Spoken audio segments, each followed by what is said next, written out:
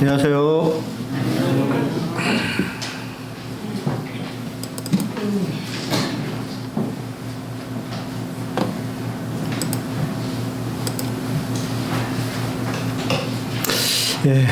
성도님들의 기도 덕분에 잘 학생 캠프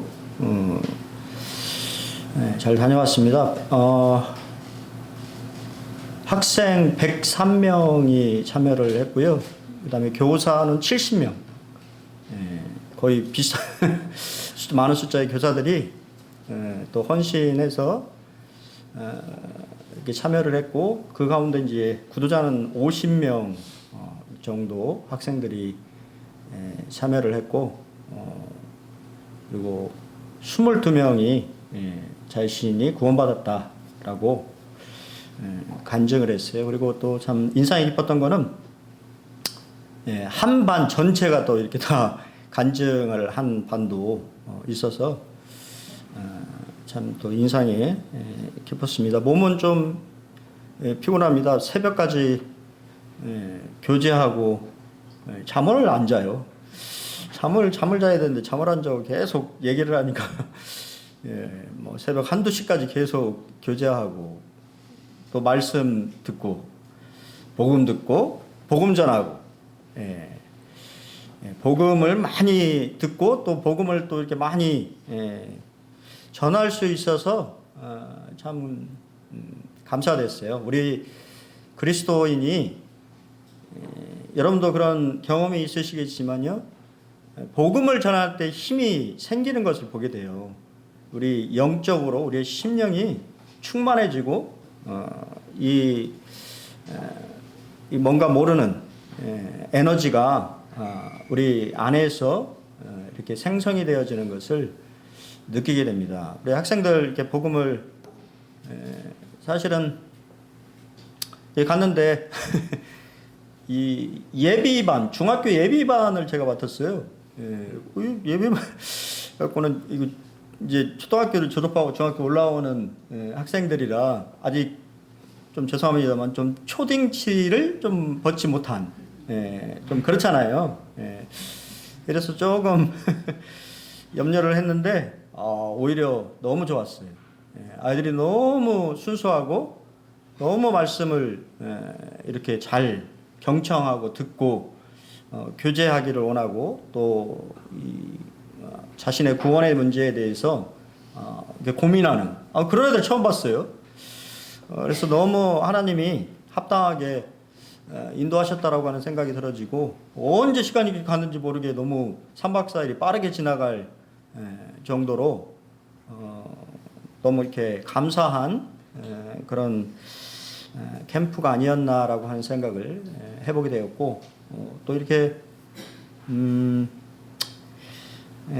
오늘 이제 이렇게 말씀을 우리가 사도행전을 좀 시작을 하려고 하는데요. 제가 올해 표로 예수의 사명자로 살자라고 하는 그런 1년 표를 좀 생각해 봤습니다. 예수님이 여러분들을 구원하신 데는 목적이 있어요. 어떤 사명을 여러분들의 각자에게 주셨을 거라고 저는 믿습니다. 그런 사명들을 기억하시고, 우리가 또 공통된 사명이 있잖아요. 예수님의 증인으로서의 복음을 증거하는 그러한 일들. 근데 공통적으로 이렇게 이제 교제를 했는데, 이 대법원 얘기하는 것이 뭐냐면 성도들이 복음을 전하지 않는다라고 하는 거예요. 복음을 전하지 않습니다. 복음을 전하지 않는다는 얘기는 증인으로서의 삶을 살지 않는다라고 하는 것이죠. 우리 주님이 분명히 내 증인이 되라고 말씀을 하시고 복음 전하는 거에 대해서 부탁하셨는데, 그러한 거에 대해서 성도들이 이게 관심이 없는, 그리고 그러한 부분들에 대해서 열정이 없는 그런 것들을 좀 다른 교회도 또 그렇다고 하는 것들을 이렇게 이제 고민하면서 또 교회를 인도하는 사람으로서 어떻게 하면 성도들이 각성해서 또 이런 것들을 할 수 있을까라고 하는 것들을 고민하게 돼요. 그것은 그냥 어른들만을 말씀드리는 것이 아닙니다. 주일학교, 학생회, 또 청년회, 교회 각 부서들, 다른 교회도 마찬가지로 그런 얘기를 하더라고요. 자신의 교회에 이제 초등학교 7살 아이가 있는데 그 아이가 주일학교를 졸업하면 주일학교가 없어요. 학생이 없는 겁니다. 그럼 주일학교를 할 수가 있어요, 없어요? 있지요. 왜 없습니까? 세소시반을 해서 구도자들 애들을 데려오거나 해서 채워야 되겠죠. 그 채우는 역할이 누구의 역할입니까? 우리의 역할이다라고 하는 그런 생각들을 좀 교제를 하면서 좀 해보게 되었습니다.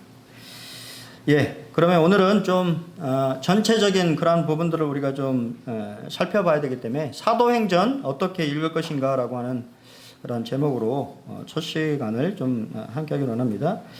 저자와 수신자를 좀 먼저 생각해 봐야 되는데요. 우리가 잘 아는 것처럼 저자는 내과 의사 누가입니다.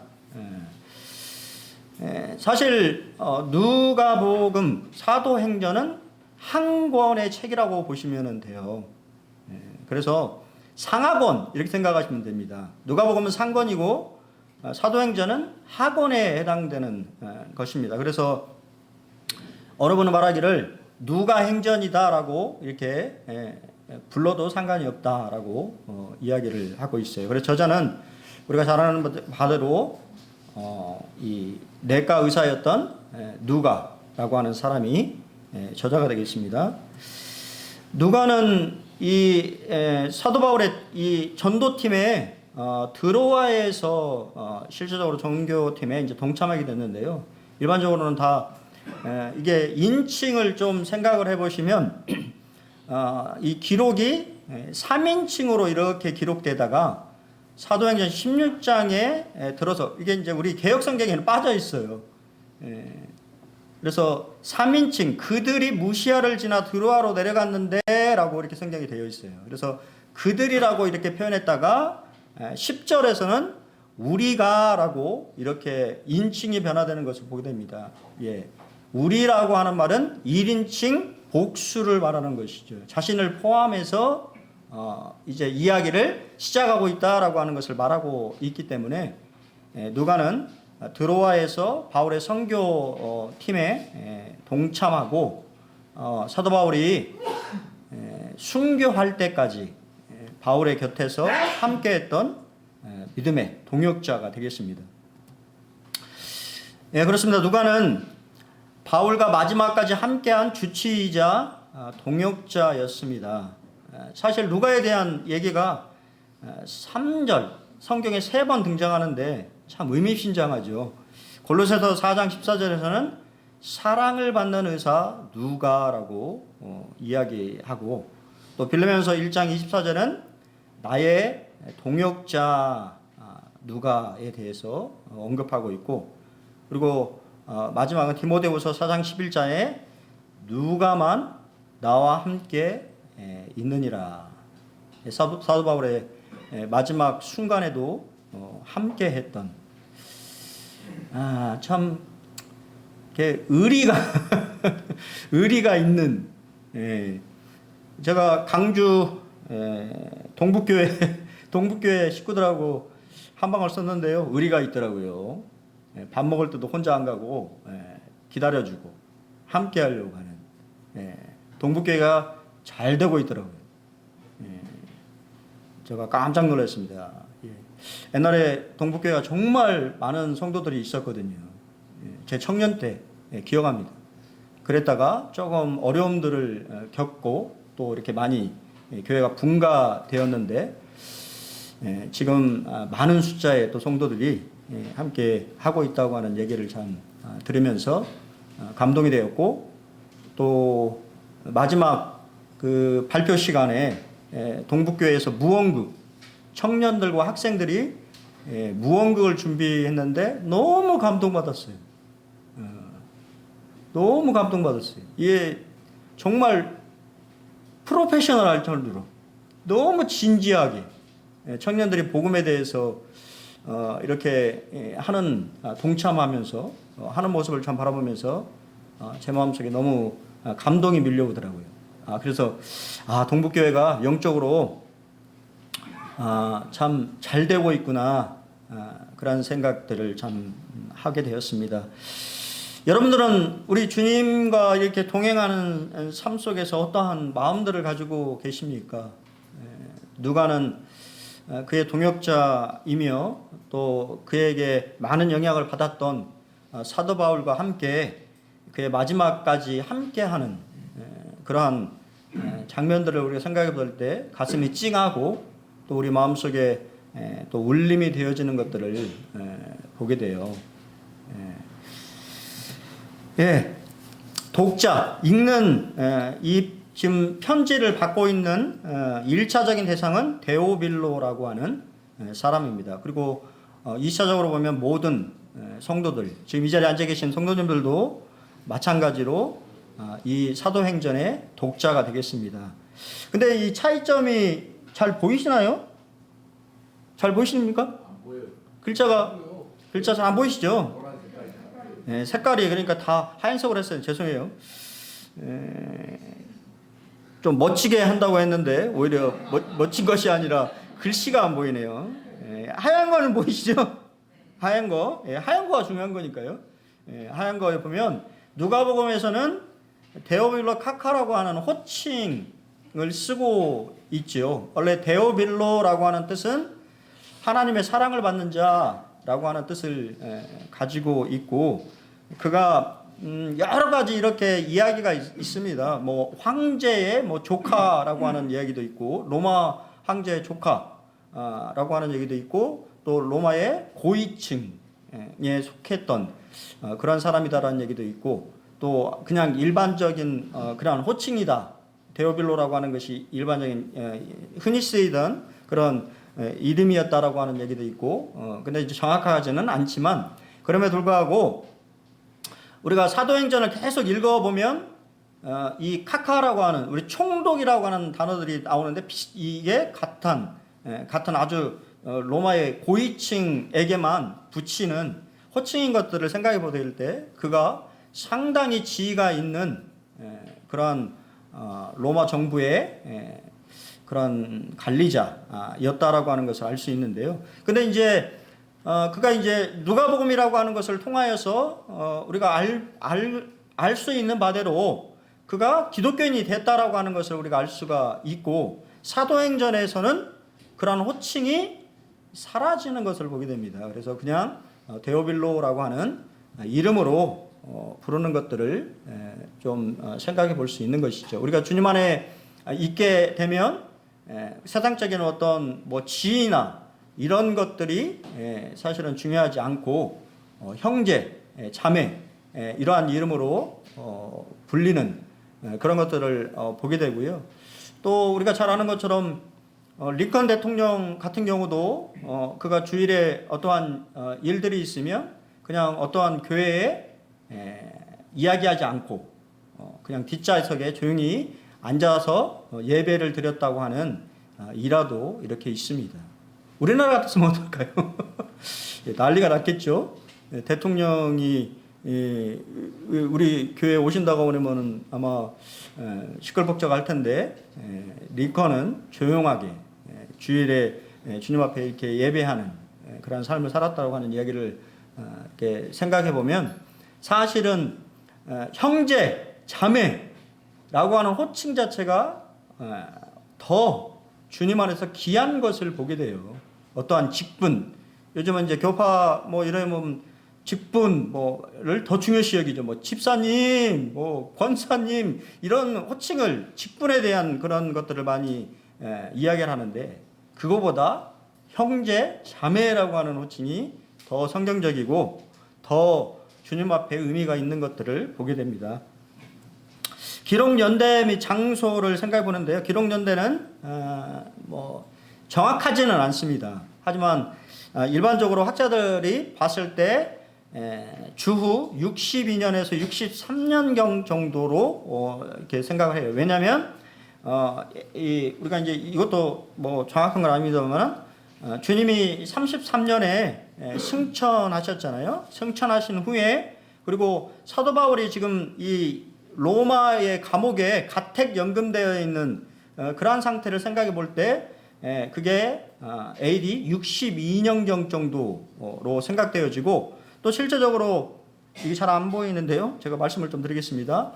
로마의 네로 황제가 그리스도인들을 핍박하는 것이 주 64년경이고요. 또 베드로와 바울의 순교가 주 AD 65년에서 66년경 그리고 예루살렘 멸망이 AD 70년이라고 하는 것들을 생각해 볼 때 이런 내용들이 언급이 전혀 없다라고 하는 것은 그 이전에 기록된 것으로 생각되어진다라고 대부분의 학자들이 그렇게 생각합니다. 기록 장소는 로마로 여겨져요. 그래서 사도행전은 바울이 1차 로마의 이 주택에 가택에 감금되어 있는 상태로 끝이 나고 또 바울이 2차 구금 후에 네로에 의해서 순교당하는 것을 생각해 볼 때 로마에서 기록되어졌다라고 이렇게 보여집니다. 기록 목적은 무엇일까요?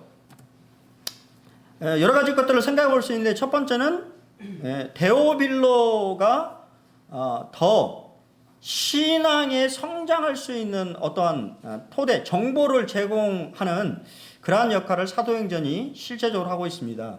왜냐하면 사도행전이 없다고 하면 초대교회의 역사에 대해서 우리가 알 수 없을 텐데 초대교회 예수님의 승천하신 이후에 제자들의 삶, 또 그들이 어떻게 복음을 전했는지에 대해서 자세히 설명해 줌으로써 그 또한 그러한 일에 동참하도록 돕고자 하는 목적이 사도행전에 담겨져 있을 것이라고 보여지고요. 두 번째는 우리가 잘 아는 것처럼 데오빌로는 로마 사람이잖아요. 그래서 기독교에 대해 설명하면서 로마의 법과 질서를 위협하는 종교가 아니다라고 하는 것들을 설명하고자 하는 것으로 보여져요. 그래서 그것은 더 들어가 보면 예수님 십자가의 처형이 부당한 것을 말하고자 하는 거예요. 왜냐하면 그런 예수님의 십자가의 처형을 실제적으로 주도한 것이 로마 총독인 누굽니까? 빌라도였기 때문이죠. 그렇기 때문에 실제적으로 빌라도가 그런 말들을 했지만 자신은 이 예수의 죽음에 대해서 무죄하다, 깨끗하다 이런 얘기를 했지만 그럼에도 불구하고 이 십자가형은 로마법 처형이잖아요. 사람을 가장 잔인하게 죽이는, 가장 고통스럽게 죽이는 사형 방법이 십자가형인 것들을 생각해 볼 때 그러한 이 사람 예수라는 사람이 십자가에서 죽었다라고 생각하면 사람들이 뭐라 생각하겠어요? 뭔가 죄를 져서 정말 악독한 죄를 져서 예수가 죽었을 것이다라고 생각을 하기 때문에 그렇지 않다라고 하는 것을 누가는 설명하고자 했던 것 같습니다. 그리고 또한 마찬가지로 그 예수를 따르는 그리스도인들이 박해를 받고 있었어요. 그 박해의 주도적인 역할을 누가 담당했냐면 유대인들이 그러한 일들을 실제적으로 하고 있었습니다. 그렇기 때문에 그러한 것들이 부당한 일이다라고 하는 것을 데오빌로에게 이야기함으로써 그러한 이 기독교 예수 믿는 예수를 따르는 사람들이 잘못하고 있지 않다라고 하는 것을 말하고자 하는 것이죠. 이러한 노력은 여러분 잘 생각해 보시면 우리 하진이 아직 사회 배웠나요? 세계사 배웠나요? 또 기독교가 언제 공인되었어요? 혹시 모르죠? 로마의 황제인 콘스탄틴 대제라는 사람이 AD 313년에 기독교를 공인했어요. 근데 공인한 이유가 뭔지 아십니까? 그게 중요한 거예요. 이유가 중요한 거예요. 왜 공인했냐면 처음에는 박해를 했습니다. 계속 죽였어요. 그리스도인을 계속 죽였는데 죽이면 안 믿을 줄 알았는데 역사가에 의하면 어떤 이 박해의 가장 주도적으로 역할을 했던 그런 이 총독이 다스리는 한 지역 같은 경우에는 그가 다스리는 인구의 95%가 그리스도인이었어요. 95%를 다 죽일 수 있어요? 그런 상황이 된 겁니다. 콘스탄틴 대제가 다스릴 때에 기독교인이라고 말하는 로마의 사람들이 50%가 넘었어요. 그러니까 더 이상 로마라고 하는 제국이 기독교인을 박해해봐야 박해의 이 의미가 없어져서 어쩔 수 없이 그냥 국교화해버린 거예요. 공인해버린 것입니다. 그것은 우리의 믿음의 선배들이 죽음을 두려워하지 않는, 죽인다고 말을 해도 내가 그리스도인이라고 하는 것을 두려워하지 않고 고백했다라고 하는 것을 의미하는 것입니다.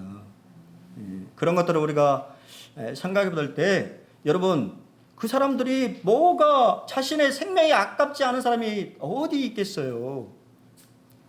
로마 사람들이 끔찍하죠. 여러분 생각하는 것보다 로마 사람들이 끔찍한 게 아니고 사람 자체가 악한 거죠.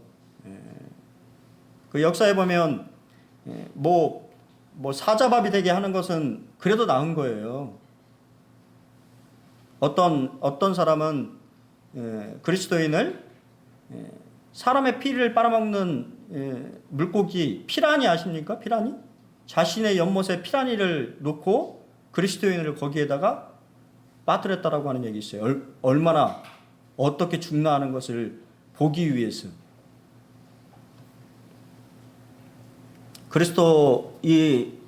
기독교인들은 실제적으로 초대교회 그리스도인들은 그렇게 박해 가운데 있었다라고 하는 사실을 여러분들 기억하셔야 된다고 하는 것입니다.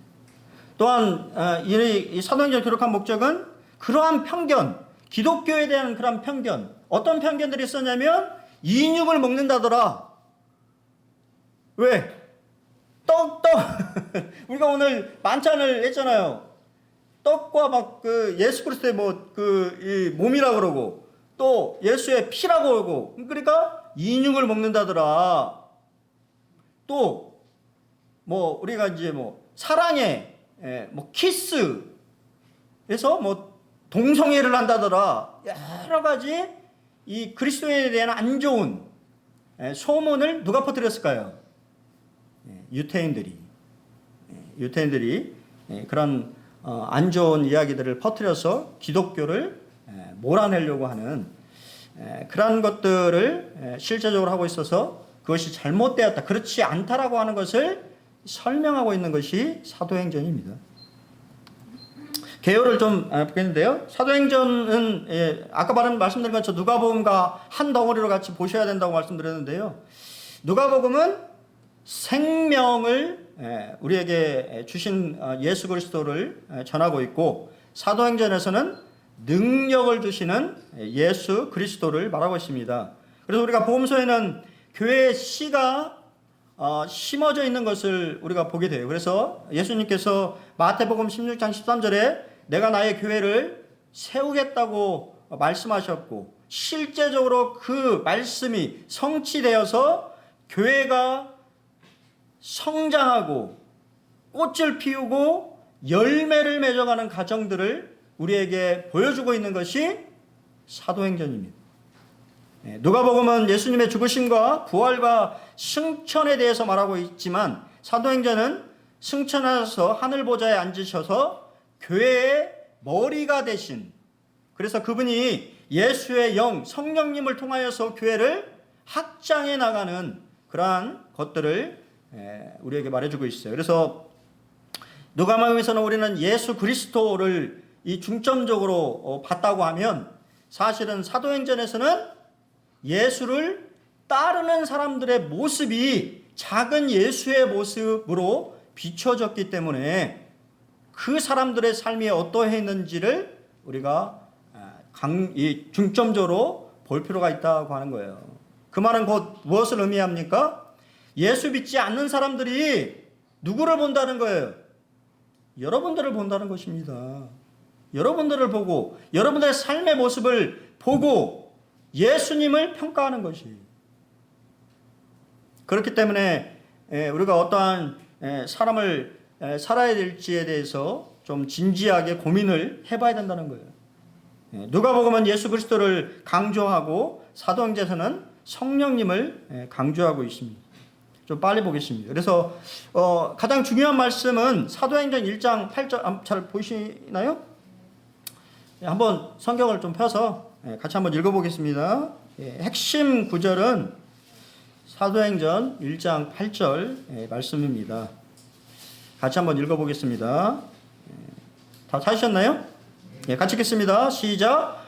오직 성령이 너희에게 임하시면 너희가 권능을 받고 예루살렘과 온 유대와 사마리아와 땅끝까지 이르러 내 증인이 되리라. 이 말씀은 실제적으로 성취되어졌던 것을 보게 돼요. 1장부터 7장은 예루살렘, 8장부터 12장은 유대와 사마리아와, 그리고 13장부터 28장까지는 땅끝, 그 당시에 땅끝이었던 이 로마 제국이라고 하는 곳에 복음이 증거되어지는 그러한 장면들을 볼 수가 있고요. 1장부터 7장은 베드로가 중심 인물로 등장하고 8장부터 12장에서는 바울의 핵심과 여러 가지 이러한 이 가도기적인 모습을 보이면서 바울에게 지도권이 옮겨진 것을 설명하고, 그리고 13장부터는 바울 중심의 모습을 우리에게 설명해 주고 있습니다. 그리고 1장부터 7장 12사도의 그러한 모습들을 우리가 볼 수가 있고, 8장부터 12장에서는 12사도의 태장의 모습을 보게 됩니다. 사실 정확히 보면 12사도가 다 등장하지도 않아요. 12사도가 등장하는 장면은 어디일까요? 1장입니다. 1장 외에는 12사도의 그러한 모습들을 볼 수가 없어요. 그렇기 때문에 정확히 보면 사도행전이라고 하는 이 타이틀, 제목은 잘못된 것이. 왜냐하면 사도들의 행전인데 사도들이 안 나온단 말이에요. 그렇기 때문에 그런 명칭들이 우리가 사용되겠지만 조금은 성경적이지는 않다.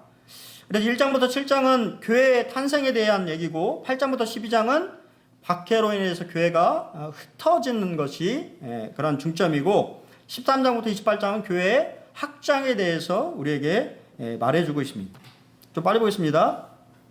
그리고 성경을 여러분들 보시면 누가는 의도적으로 이방인의 사도인 바울의 권위를 강조하기 위하여서 예수님과 베드로와 바울이 행했던 이적, 또 여러 가지 그러한 일들을 교차해서 비교해서 설명을 해주고 있어요. 그래서 예수 안에서 구약의 메시아 예언이 성취되어졌다라고 하는 것을 동일하게 말하고 있고, 더러운 귀신을 이 베드로가 쫓아내잖아요.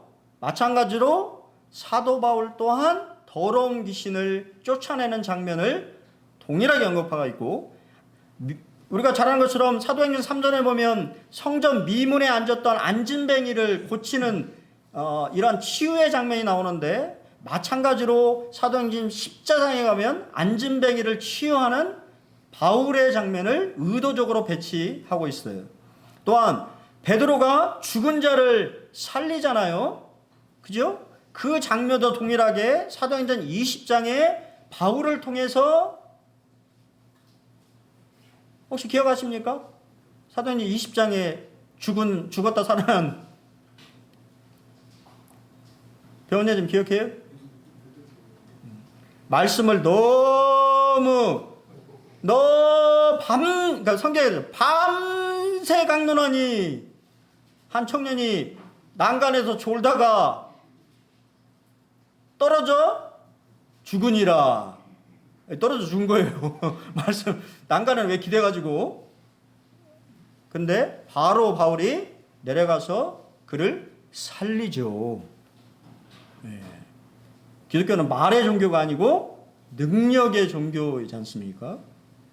그래서 그의 부모가 그 일로 인하여서 기쁨을 얻었다라고 하는 말로 사도행전에 표현이 돼서 마찬가지로 사도 바울도 죽은 자를 살리는 장면을 동일하게 언급하고 있고, 또한 특이한 치유 능력 또한 언급하고 있어요.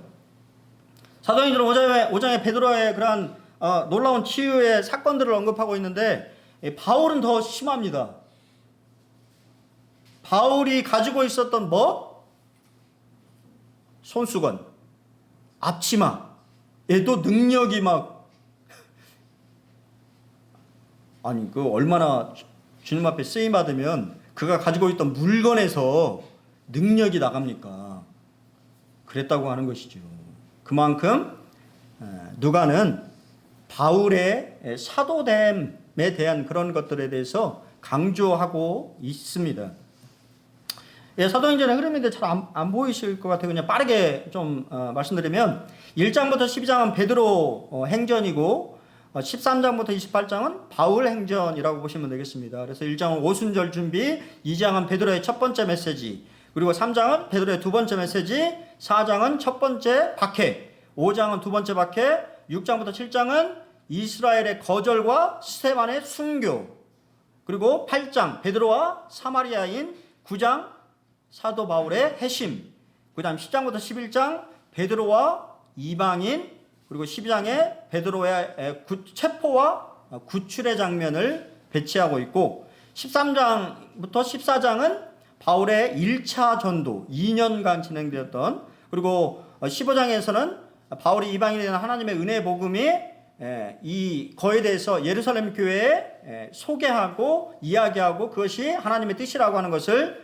변호하는 장면이 언급되어 있고, 그 다음에 16장부터 18장까지는 바울의 2차 전도 3년간 진행됐던 것에 대해서 설명하고 있고, 18장부터 21장은 바울의 3차 전도, 그 다음에 22장부터 28장까지는 예루살렘을 거쳐서 바울이 로마까지 체포돼서 이렇게 로마까지 가는, 실제적으로 우리가 말씀을 보면 이 성령의 감동을 받은 제자들이 만류했거든요. 가면 죽는다. 가지 말라고. 그렇게 조언했지만 사도 바울은 그것이 바울은 가이사 앞에 로마에까지 복음이 증거되는 것이 하나님의 뜻이라고 하는 것을 알고 죽음을 각오하고 그가 로마에까지 가게 되는 것을 기록을 하고 있습니다. 이게 전체적인 흐름이고요. 예, 좀 이해가 되시죠? 예.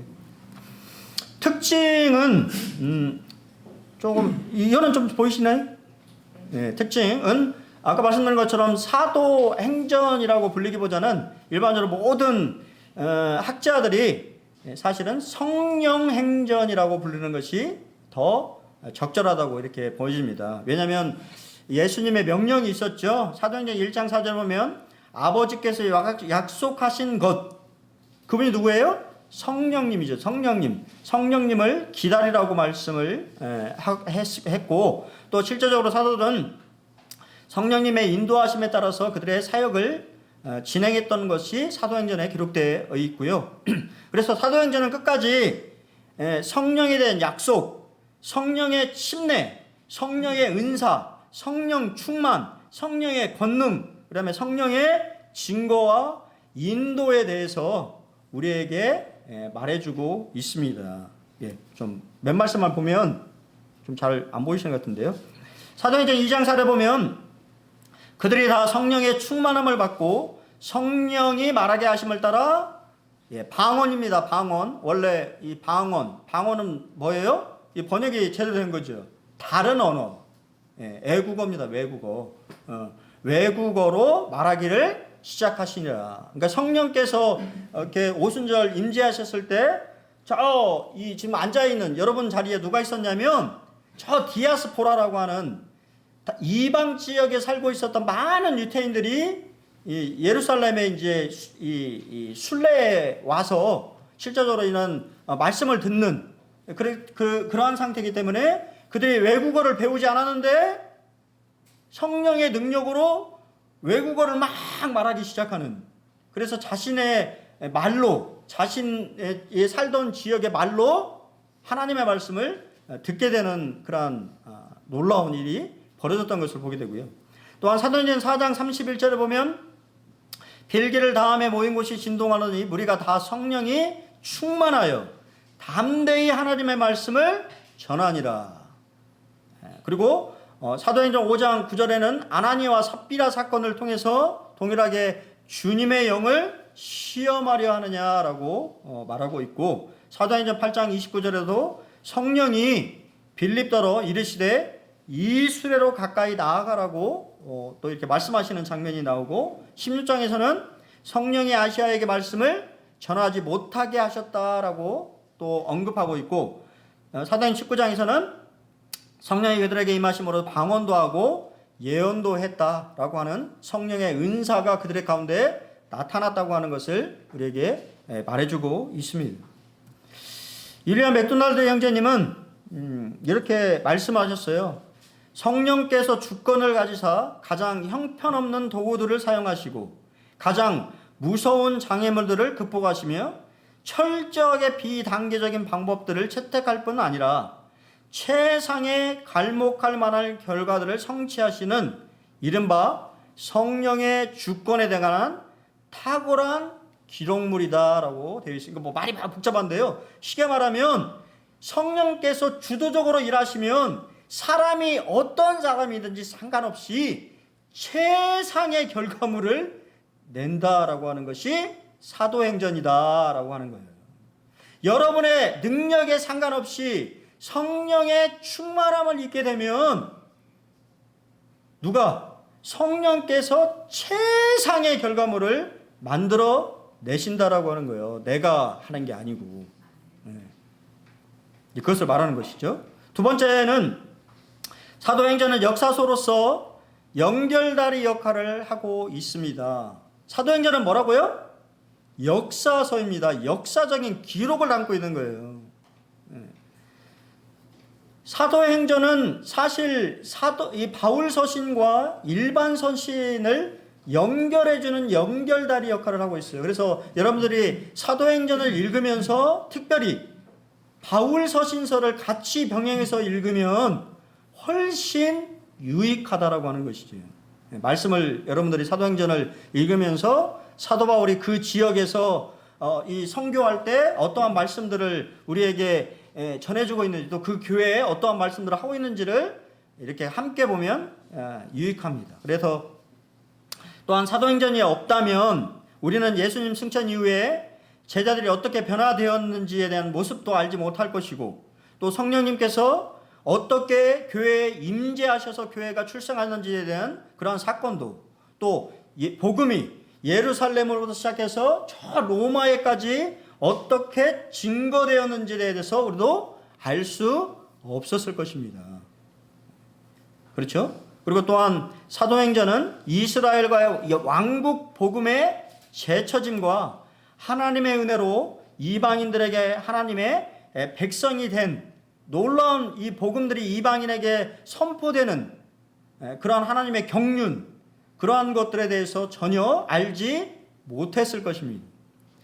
또한 이 사도행전을 앞서 말씀드린 것처럼 바울이 어떻게 사도가 되었는지에 대해서 우리에게 자세히 알려줌으로써 다른 사도들보다 더 많이 수고한 바로 이방인의 사도인 사도 바울이 진정한 하나님의 종이라고 하는, 우리는 이 바울에 대한 그런 문제에 대해서 전혀 거부감이 없습니다만 이 당시에는 사도 바울의 건의 문제가 상당히 많이 논의가 됐어요.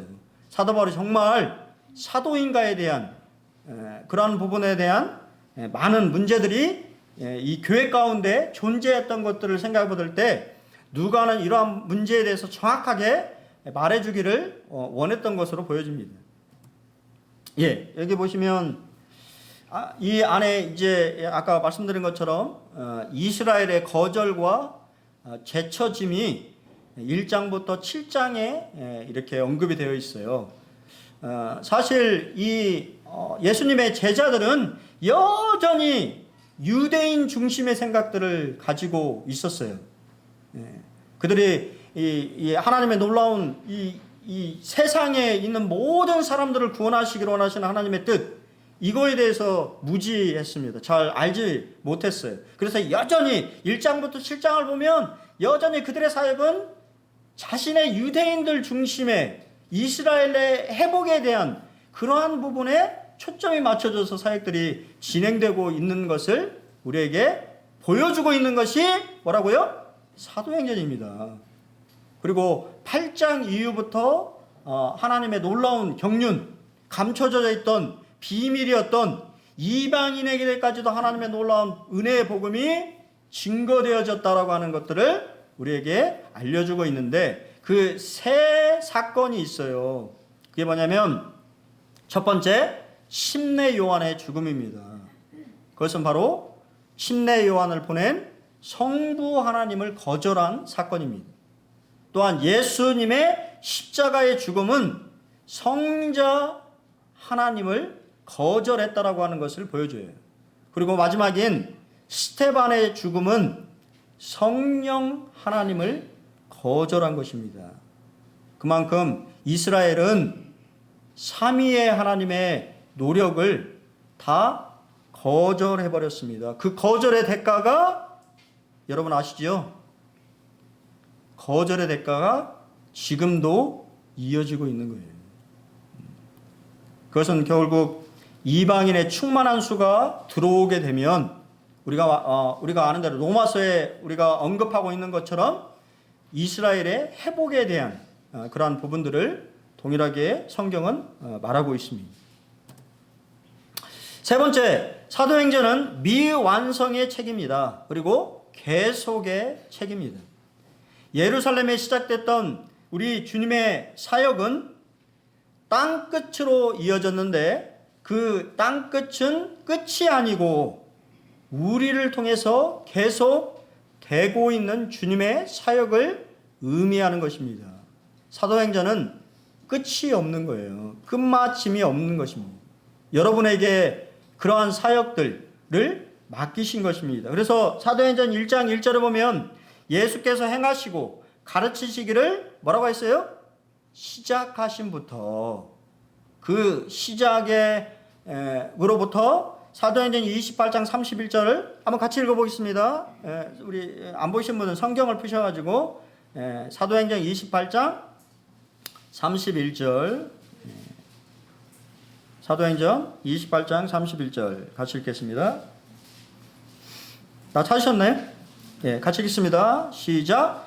하나님의 나라를 전파하며 주 예수 그리스도에 관한 모든 것을 담대히 거침없이 가르치더라. 이렇게 끝난 것이 아니고 가르쳐야 되는 것입니다. 누구에게? 누가 가르쳐야 돼요? 여러분이 가르쳐야 되는 거예요. 여러분에게 맡겨진 것입니다. 그렇기 때문에 미완성의 책이고 계속의 책이 되는 것입니다. 피어슨이라는 분이 이렇게 우리에게 조언해 주는데, 그리스도의 교회여, 이 성령의 행전에 대한 기록은 결코 완성에 이르지 않았다. 이것은 엄격한 의미에서 끝맺음이 없는 책이다. 왜냐하면 이 책은 하나님의 백성들이 복된 성령을 다시 거룩한 지배자로 모셔드림에 따라 새로운 장들이 빨리 또한 계속 덧붙여지기를 기다리고 있기 때문이다. 제가 빨간색으로 했죠. 어떻게 해야 된다고요? 성령님을 거룩한 지배자로 받아들일 때만이 그렇게 되어진다는 거예요. 내 힘으로 되는 것이 아니고 우리에게 성령님을 능력으로, 권능으로 우리가 증인의 삶을 살아갈 수 있도록 도우시기 위해서 보혜사 성령을 우리에게, 믿는 자에게 동일하게 주셨고, 그 성령이 우리의 마음에 우리 마음의 지배자가 됐을 때 우리는 성령 행전을 쓸 수가 있는 것이죠. 그렇습니까? 예. 제 생각해 보면 저도 그런 것 같아요. 저도 숙기가 없고 제 원래 기질과 성향은 별로 숙기도 없고 뭐 이렇게 막 나서는 것도 별로 안 좋아하고 막 이렇게 그런 성향의 사람인데 복음 전할 때는 달라요. 제 기질이 아닌 것 같아요. 제가 아닌 것 같습니다. 제 다른 모습이 그게 뭐예요? 성령님이시죠. 성령께서 나를 담대하게 하시고 강하게 하시고 용기 있게 하시고 그렇게 하셔서 복음을 또 이렇게 증거하게 하시고 말씀을 또 이렇게 나눌 수 있도록 도우시는 것을 보게 됩니다. 네 번째는 교회는 박해와 해방에도 복음 사역가 계속해서 승리했다라고 하는 것이 사도행전의 기록이에요. 여러분, 교회는 항상 그리스도의 삶은 항상 박해와 해방 가운데 있다고 하는 것입니다. 경건하게 살고자 하는 자에게는 고난이 있는 것이 너무 당연한 거예요. 하지만 내가 그리스도인인 것을 세상 가운데 드러나지 않고 그냥 살아가면 아무도 모르는 거죠. 그 사람이 그리스도인인지 어떤지. 그러면은 건들까요? 안 건들까요? 그냥 내비려 둬도 아무런 문제가 안 되니까 사탄이 그냥 내비려 두는 거예요.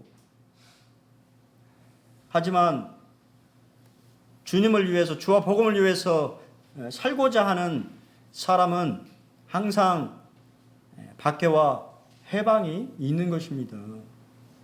저도 예수 믿을 때 저희 어머님, 부모님, 저희 어머니, 아버지 가라고 그랬었을까요? 반대하셨어요. 근데 그럴만도 해요. 제가 보니까 그럴만도 해요. 7일을 구원받고 7일을 교회를 갔거든요. 7일을 교회를 가고 그 다음에 제가 이제 대학 가서 방학을 하면 2달을 집에 안 들어왔어요. 왜? 캠프가 계속 있잖아요. 캠프. 주일학교 캠프, 학생회 캠프, 청년 캠프, 캠프를 쭉 가다 보면 한 2달이 그냥 지나가 버려요. 그럼 저희 아버지가 별로 말씀이 없으신 분인데, 처음에는 뭐라고 막 우리 용대 형제님 그런 얘기 하시는데, 저도 용대 형님 똑같아요. 야, 공부는 하냐? 예, 공부합니다. 장학금을 다 받고 다녔어요. 그러니까 그 다음부터는 아버지가 뭐라고 말씀하시냐면, 연락은 하고 다녀라. 2달을 집에 안 들어와도 되니까 연락은 좀 하고, 네가 살았는지 죽었는지 연락은 좀 하고 다니라고 그렇게 말씀하셨던 게 기억이 나요. 변하는 것입니다. 믿음을 내가 증거하고 나타내면 그 주변 사람도 변하는 거예요. 그리고 받아들이게 돼요. 그런 것들을 좀 보게 돼요. 우리는 부흥을 사모하는 간절한 기도가 있어요. 여러분, 우리 군산 번영교회가 부흥하기를 기도하고 있습니까? 간절히 정말 기도하고 있어요. 그냥 말만 하고 있는지 아닌지, 내가 정말 이 군산 번영교회 부흥되기를 정말 원하고 있는지, 그런 기도가 있을 때 부흥이 찾아오는 것입니다. 또한 말씀의 부흥이 있어야 되는 거예요. 강단의 말씀뿐만 아니라 성도 개인 각자 한 사람 한 사람만의 하나님의 말씀에 부흥이 있을 때 교회는 부흥이 되는 것입니다. 그리고 이 모든 부흥에는 뭐가 있었어요? 역사적으로 증명된 사실은 철저한 회개가 있었다고 하는 거예요.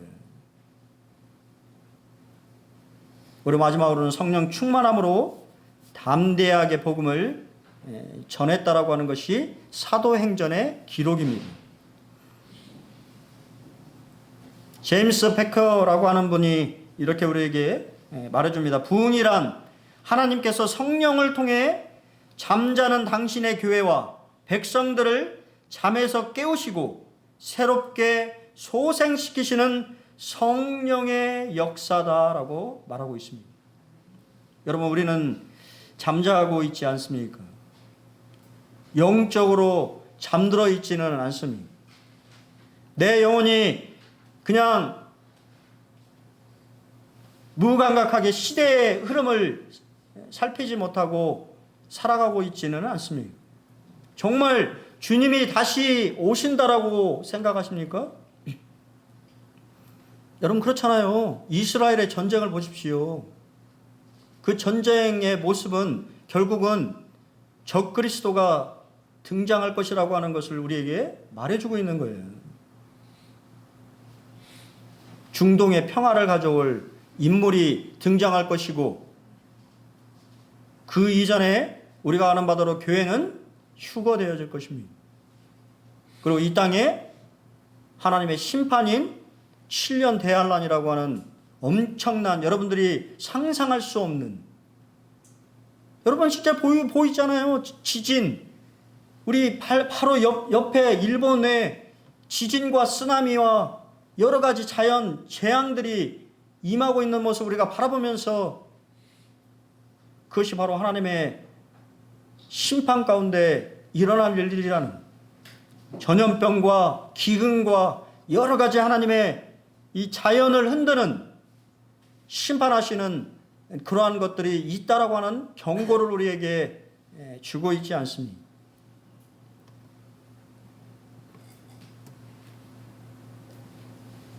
우리는 이러한 모습을 사도행전에서 계속적으로 살펴볼 수 있습니다.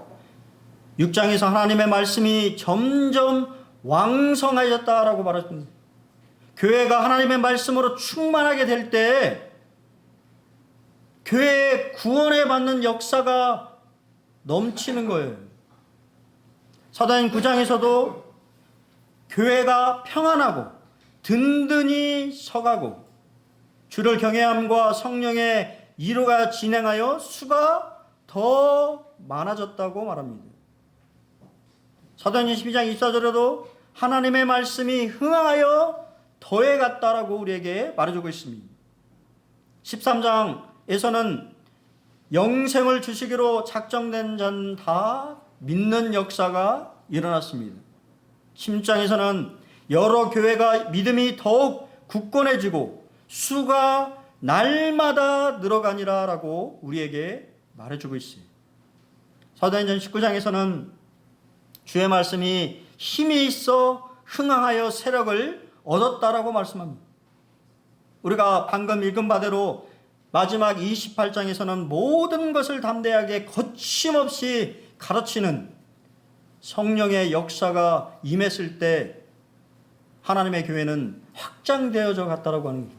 여러분, 지금 이 시간에도 하나님의 역사는 확장되어져 가고 있다라고 하는 것을 기억하셔야 됩니다. 그렇기 때문에 우리 교회도 부흥되기를 원하고, 우리가 성령의 인도하심을 따라서 우리가 성령 충만하게 될 때 이 군산 본영역교회는 더 많은 구원받는 사람들로 가득하게 되어질 것이라고 믿습니다. 그리고 여러분들이 더욱 여러분 가까운 분들에게 우리 주 예수 그리스도에 관한 놀라운 이 복음의 기쁜 소식을 담대하게 증거하는 데까지 이를 것이라고 생각이 되어집니다. 우리는 하나님의 동역자들입니다. 예, 같이 한번 따라하겠습니다. 같이 한번 큰 목소리로 따라해 보겠습니다. 우리는 하나님의 동역자들입니다. 여러분, 우리 사도행전에서 베드로, 요한과 야고보, 이루의 아들이었던 바나바, 7 집사들, 순교자 스데반, 빌립과 에디오피아 내시, 여제자였던 도르가, 경건한 백부장 고넬료, 그의 가족들, 바울, 디모데, 누가, 하나님을 섬기는 누디아, 빌립보 감옥의 실라, 브리스길라와 아굴라, 아볼로, 전도자 빌립과 그의 네 딸, 수많은 믿음의 사람들의 모습들을 우리는 보고 있습니다. 그들은 하나님의 훌륭한 동역자들이었고 그러한 일들을 훌륭하게 마치고 지금은 우리 주님 주위에 있어요. 히브리서에 나와 있잖아요. 허다한 수많은 증인들이, 구름과 같은 수많은 증인들이 여러분들을 바라보면서 여러분들로 동일하게 하나님의 동역자들로서 여러분들에게 주어진, 하나님이 주어진, 예수께서 여러분들에게 주어진 사명들을 다 잘 감당하고 주님의 나라에 입성하기를 여러분 바라면서 여러분들에게 격려하고 여러분들을 박수로 보내면서 그러한 일들을 하기를 원하고 있는 것입니다.